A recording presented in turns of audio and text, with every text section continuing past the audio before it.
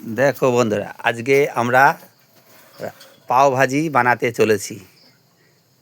তোমরা কে কে পাও ভাজি বানাতে চাও পাশে চলে এসে দেখো।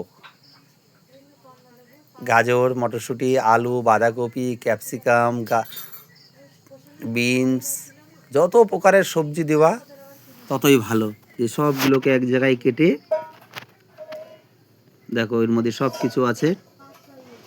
বাঁধাকপি, বিনস, মটরশুঁটি, গাজর, কাঁচা লঙ্কা, আলু, টমেটো, সবগুলোকে এক জায়গায় দিয়ে প্রেসার কুকারে সিদ্ধ চাপিয়ে দেওয়া হলো। এদিকে মশলাটা তৈরি করা হবে। এবার তেল, জিরে, তেজপাতা, পেঁয়াজগুলো দিয়ে ভালো করে একটু সেঁকে নিতে হবে যতক্ষণ কালার না হবে। কালার হওয়ার পরে ততক্ষণ আমরা অন্য কাজগুলো করে নিই। এই যে সব প্রেসার কুকারে যাচ্ছে, এগুলো দিয়ে সিদ্ধ হওয়ার পরে এইভাবে সব একটা ইয়েতে নিয়ে ওটাকে ভালো করে মিক্স করে সেই আগে তৈরি করা মশলার মধ্যে দিয়ে দেওয়া হলো। দেখো কীরকম আস্তে অল্প একটু জল, তারপরে দেখো বাটার দিয়ে একটু লঙ্কা গুঁড়ো, পাওভাজি মশলা দিয়ে দেখো এটা কালার এসে গেল। এই এত সুন্দর একটা কালার এসে গেল দেখো।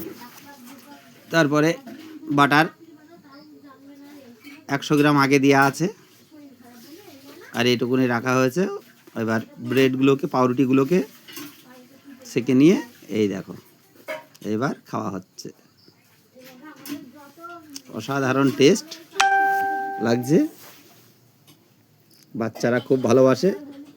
এই একটা হেভি খাবার, অনেকটাই সময় লাগে তৈরি করতে।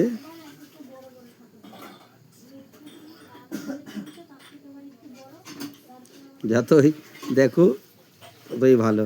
এইভাবে খাবার আস্তে আস্তে তৈরি করে নিতে হয়। দেখো বন্ধুরা কিভাবে তেল দিয়ে, তেজপাতা দিয়ে, একটু জিরে দিয়ে, ফোড়ন দিয়ে, তারপরে পেঁয়াজগুলো দিয়ে দেওয়া হলো। পেঁয়াজগুলো আস্তে আস্তে ভাজা হোক, ওদিকে সবজিটা সিদ্ধ চলছে, বাদামি কালার হবে। তার মধ্যে টমেটো চলে যাবে, সব কিছু এর মধ্যে দিয়ে দেওয়া হবে। আর ওদিকে মিক্সিতে সব একটু পিসাই করে নেওয়া হয়েছে।